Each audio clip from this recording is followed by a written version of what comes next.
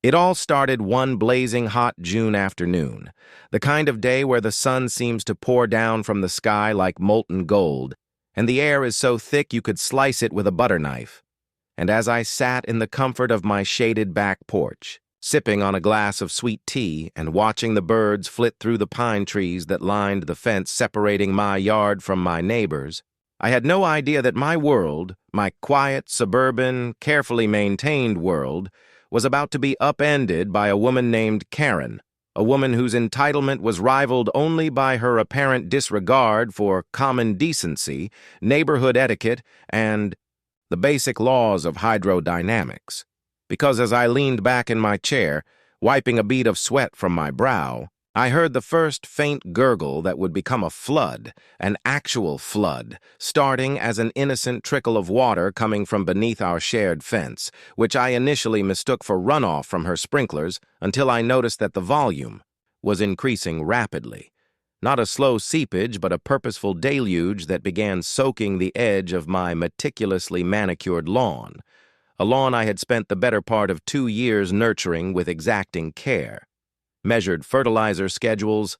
pre-dawn watering routines, aeration in the spring and fall, and a strict no-step policy that my own kids respected like it was gospel. And yet here came this brackish, chlorinated torrent bubbling into the soil like some suburban omen of doom. And when I followed its path to the source, I discovered that Karen, newly moved in, freshly divorced, and apparently determined to live like the queen of her cul-de-sac, had drained her above-ground pool directly into my yard without so much as a heads-up or apology, a fact she confirmed with a breezy wave of her acrylic-nailed hand and the words, "It's just water. Calm down," before retreating into her air-conditioned fortress of entitled delusion, leaving me standing there ankle-deep in a marsh that used to be my rose garden, stunned not just by the damage, but by the sheer gall of it. Because, you see, I am not a confrontational man by nature, not someone prone to petty vendettas or passive-aggressive warfare, but there is something about watching your favorite hydrangea bush float away on a chlorinated current that awakens a primal fury deep within the bones. And over the next few days, as the summer sun turned the soaked earth into a breeding ground for mosquitoes and the stench of stagnant water seeped into the walls of my garage, I tried everything I could to resolve the matter civilly, drafting polite letters, documenting the damage with timestamps and photos, even calling in a mediator from the HOA, who Karen promptly scared off with threats of a lawsuit and a Yelp review. And when I confronted her directly, she laughed in my face, saying, "Well, maybe if you didn't live in a ditch, your yard wouldn't flood," which was rich coming from someone whose own property sat on the same elevation, and it was. Then that I realized this wasn't an accident, wasn't a one-time mistake or a lapse in judgment. It was a statement, a power play, a declaration that she didn't need to play by the rules that the rest of us suburban peasants were bound to. And so I made a decision that night, a quiet decision, while staring at the warped boards of my ruined back deck and listening to the symphony of frogs that had moved into the swamp that was once my barbecue pit. And that decision was simple. If Karen wanted to play dirty, I would play smarter. Because I may not have had a lawyer on speed dial or a TikTok following to back me up. But what I did have was an engineering degree, a comprehensive understanding of fluid dynamics, a basement full of tools, and a deep, simmering reservoir of spite. So I spent the next week preparing, not just physically but mentally, drawing up designs, researching municipal drainage codes, quietly renting equipment from a friend who owed me a favor, and all the while Karen went about her business, hosting loud pool parties with blaring music and inflatable flamingos, dumping more water into her pool every few days, as if daring me to do something, to react, and react I did, not with noise or confrontation, but with precision. Because if water wanted to flow, I would simply help it find a better path, one that flowed straight into the problem instead of away from it. And under the cover of darkness, I began my work. First, by discreetly surveying the slope of our adjoining properties, confirming what I already suspected, that with a few minor modifications, the runoff from her yard could be redirected with ease. then by digging a series of shallow trenches along the fence line,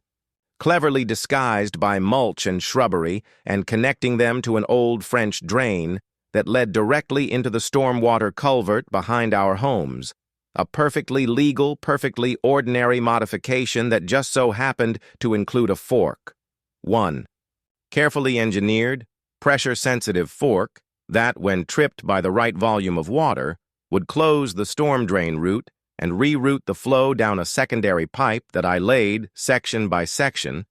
beneath her white pebble garden path and right up to the crawl space beneath her living room floor, all while ensuring plausible deniability because every step I took was within code, every permit filed under anonymous pseudonyms, and when I was done, 10 days later, sweaty, sore, and exhilarated, I waited, not for revenge, but for justice, and justice came in the form of yet another pool drain, another careless release of chlorinated arrogance that tripped my mechanism and sent a glorious river of retribution gushing straight through her subfloor, rising silently at first, then in a growing flood that soaked her imported rugs and bubbled up through the cracks in her hardwood. And the scream she let out when she stepped into it, barefoot, mid-phone call, martini glass clutched in her hand, was music to my ears because, as she stood there in knee-deep water, shrieking about insurance and sabotage and calling every emergency plumber in the city, I merely sipped my tea from across the fence and said, "It's just water, Karen. Calm down." And in that moment, I knew that the tide had turned.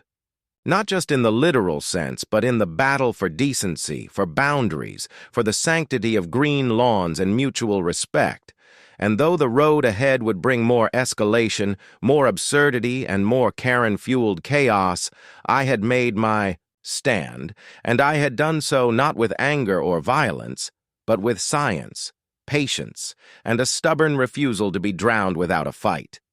If the first flood had been Karen's declaration of suburban warfare, and my response the counterstrike she never saw coming, then what followed in the days after her living room turned into an unplanned aquarium was nothing short of an escalation, campaign the likes of which I could never have anticipated. Because while I had expected some degree of retaliation, maybe another HOA complaint, maybe even some choice words yelled across the fence, I hadn't counted on the sheer scope of Karen's vindictive creativity, which began almost immediately, after her impromptu indoor pool situation hit the local gossip circuit, spreading like wildfire through neighborhood group chats, next-door threads, and whispered conversations at the farmer's market, turning her once pristine reputation as the fun new neighbor with the big pool and fancy wine into that crazy woman who flooded her own house.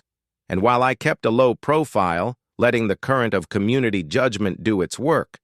Karen took a different route, one that involved denial, deflection, and eventually a full-blown smear campaign aimed squarely at me, her alleged unhinged neighbor with a vendetta, as she so eloquently put it, during a hastily recorded Facebook Live where she tearfully detailed her harrowing experience with domestic water terrorism, complete with overacted sniffles, dramatic pauses, and zero acknowledgement of the fact that she had drained her pool directly into my yard to begin with, a fact she conveniently omitted from every version of the story she spun,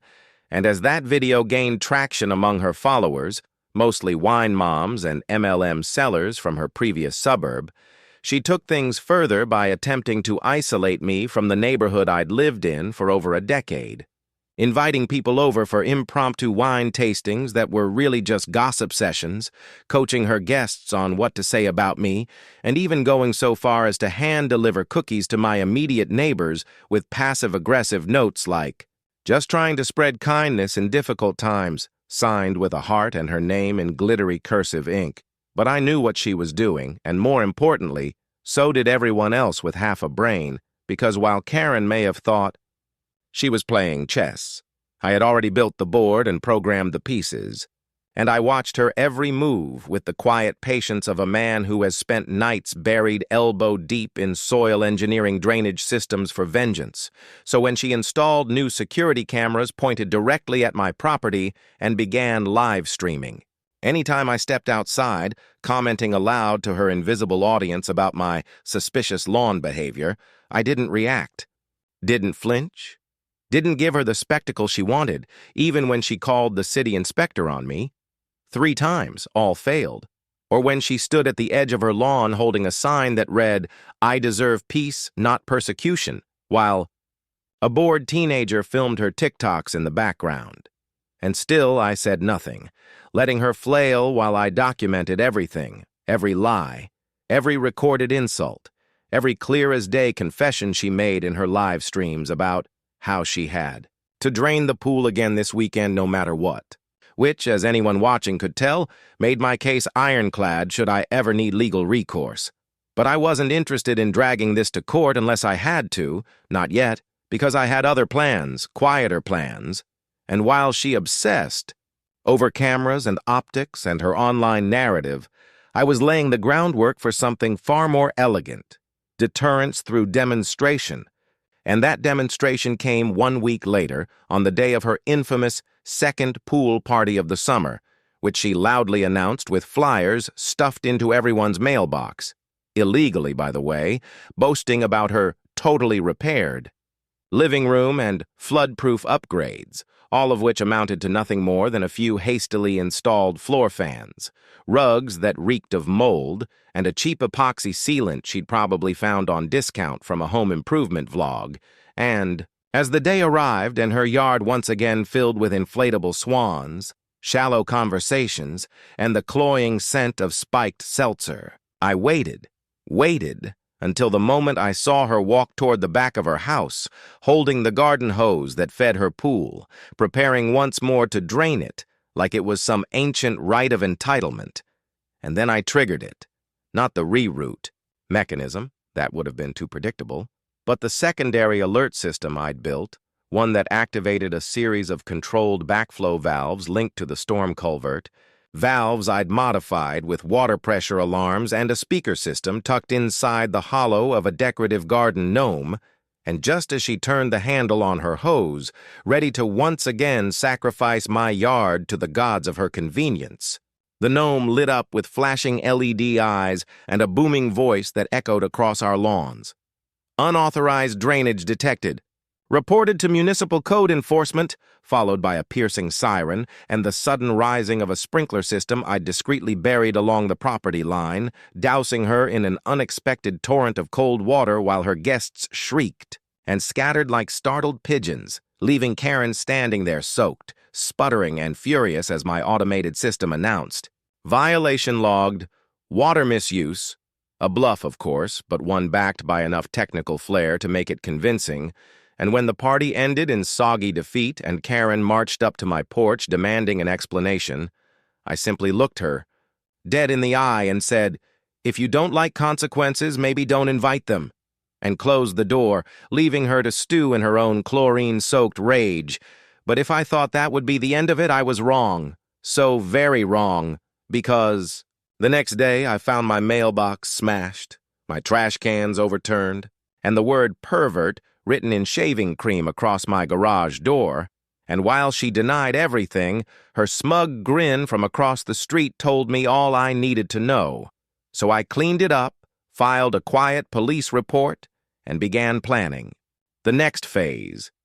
Not revenge, not escalation, but exposure. Because if Karen wanted to make this about image, I'd let her drown in her own reflection, and I began gathering testimonials, talking with neighbors one-on-one, showing them video, evidence, timestamps, records, proving that this wasn't a feud. It was a defense against invasion. And slowly, the tide began to turn again, as neighbors who once smiled at Karen's cookies began to avoid her eye, as the HOA, fed up with the drama and mounting complaints, opened an internal review of her property violations, and as Karen found herself increasingly isolated, her live streams turning more desperate, more unhinged, her cries for sympathy sounding more like the ravings of a queen watching her court abandon her, I remained calm, resolute, methodical, because I knew something she didn't, that the story wasn't over, not by a long shot. And the real reckoning was yet to come, not in the form of water or pipe or trench, but in something more permanent, more damning, more poetic. The collapse of her throne, one lie at a time, and as I stood once again on my back porch, tea in hand, I smiled, not out of malice, but out of relief, because I hadn't just rerouted water. I had rerouted the narrative, and Karen, for all her flair, was now adrift in a current of her own making. By the time the summer reached its sweltering peak and the neighborhood lawns turned a dull, sun-bleached gold, the air thick with cicada song and the scent of cut grass, it was clear to everyone that Karen's once glamorous suburban debut had thoroughly unraveled, and yet, true to form, she clung to the illusion of control with the stubbornness of someone who had never truly been told no. Not by a partner, not by a boss, not by reality,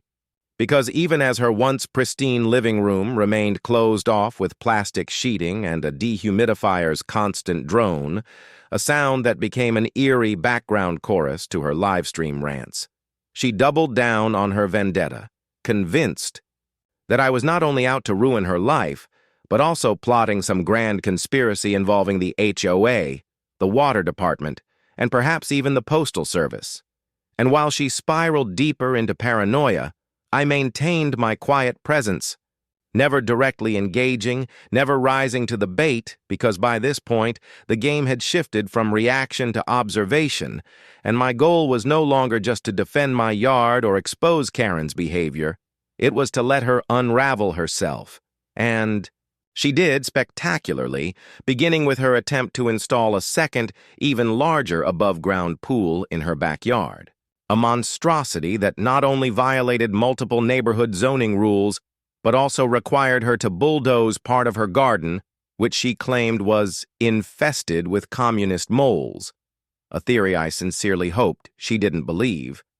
And when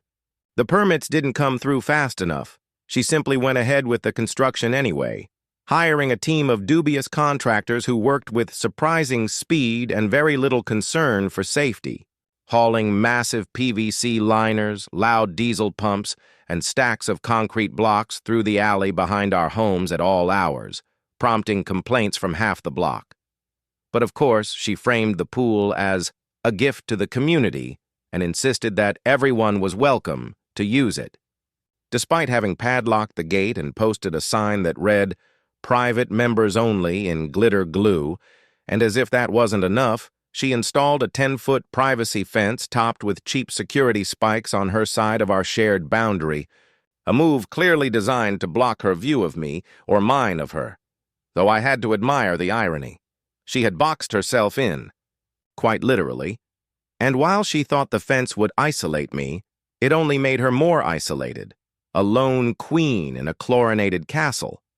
But the real breaking point came when she discovered the community compost bin had been relocated slightly to make space for a new community bench, a small, pleasant addition proposed by the HOA vice chair and unanimously approved during a meeting Karen didn't bother attending. And somehow, she took this minor landscaping change as a personal attack orchestrated by me and my minions, which she said aloud while filming herself doing an unsolicited tour of neighborhood corruption on her iPad, walking past each house and pointing out evidence like wind chimes she claimed were coded messages and trash bins that faced the wrong way, and even the neighbors who had once politely tolerated her started to distance themselves, especially after she parked her Lexus diagonally across two driveways and spent an entire morning yelling at the Amazon delivery guy for conspiring with the HOA to deliver junk mail, a confrontation that ended with her hurling a chia pet across the street and blaming EMF poisoning from all the smart meters. And still, through all this, I said nothing, though I did take careful notes, especially when she began flying a drone over my backyard, a buzzing little plastic menace that hovered near my bedroom window and once even followed my dog while he was out doing his business. And that crossed a line for me, not because of privacy invasion, though that too, but because my dog, Rufus, a noble old golden retriever with arthritis and a gentle soul, didn't deserve to be harassed by a paranoid aerial toy. So I checked the local ordinances, found the clause that prohibited drone flights over private property without consent, and compiled footage of her drone's repeated visits using one of my own. A sleek, silent model I'd outfitted with a stabilizing gimbal and a thermal camera. Originally purchased for wildlife tracking but now repurposed for suburban reconnaissance, and with a few clean shots of her drone clearly violating altitude and proximity laws, I reported her to the city's recreational aviation hotline, not as vengeance but as a necessary escalation of defense, and the fine she received, plus a temporary confiscation order, sent her into yet another spiral, one that involved sobbing. On her driveway, yelling into a hairbrush as though it were a microphone, and announcing that she was forming a neighborhood truth committee that would audit lawn activities, a movement that consisted of exactly one member, Karen, and lasted about 3 days before she posted a tearful video saying she had been betrayed by the deep state of suburbia. But even that wasn't the final straw. No, that came after the great mudslide incident, when a sudden thunderstorm, aided by Karen's poorly secured new pool installation,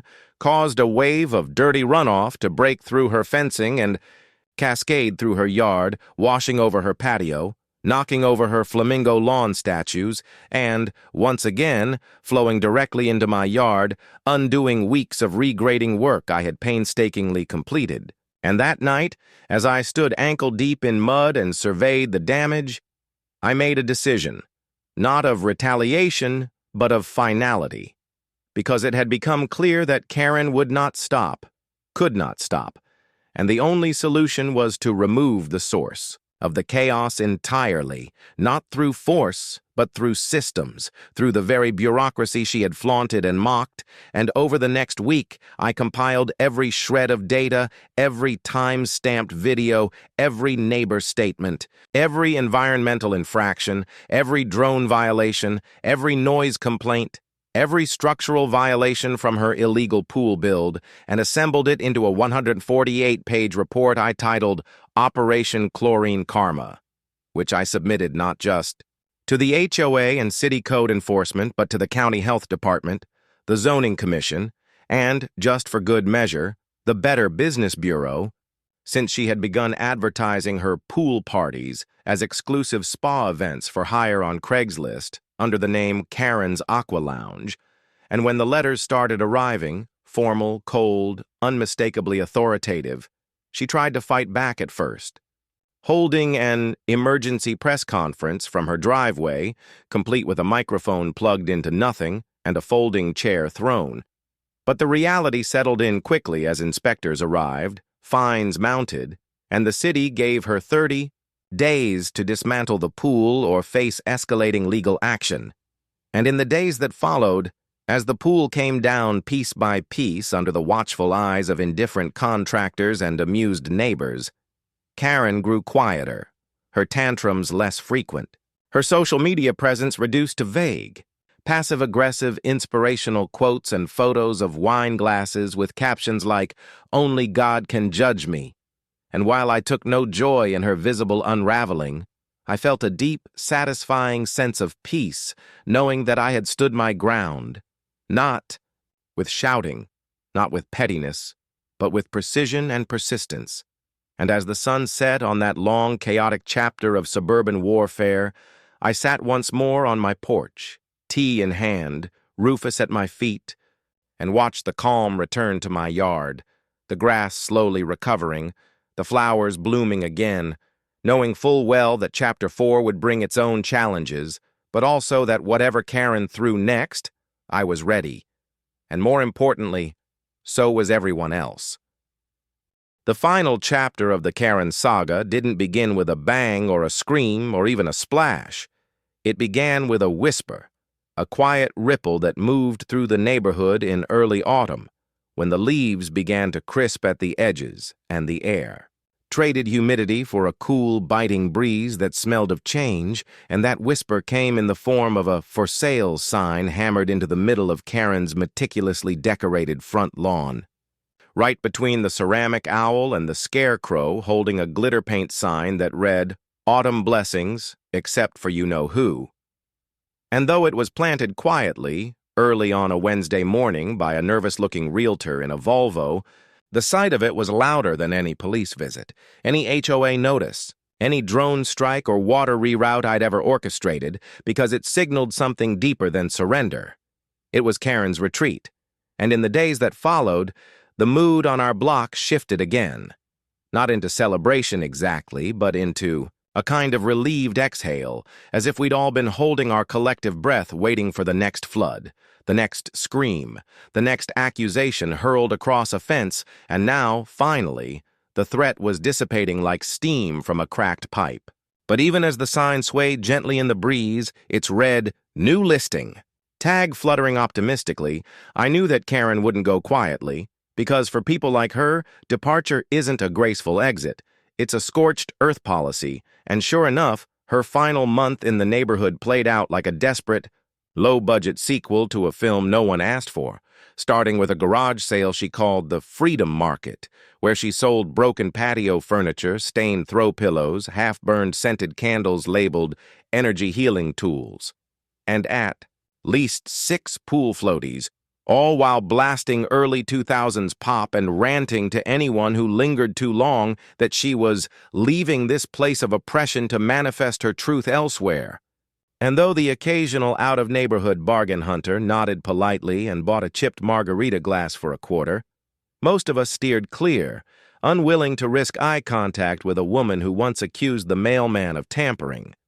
with her astrological balance, and yet, despite her clear unraveling, I remained composed, watchful, but still, like a lighthouse on a rocky shore, while the final storm rolled through, because I knew, deep down, that this was not just about a yard or a pool or even Karen's madness. It was about reclaiming peace, ensuring that our little cul-de-sac returned to what it once was before the floodwaters rose, a place where people waved in the mornings and kids sold lemonade without being told they were violating health codes.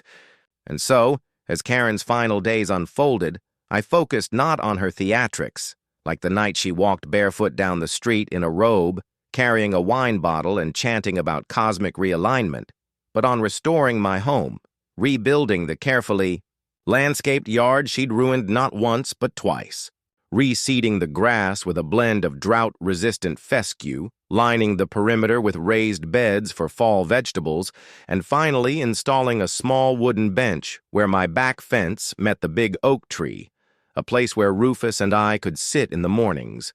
sipping tea, or kibble respectively, and simply breathe without bracing for chlorine.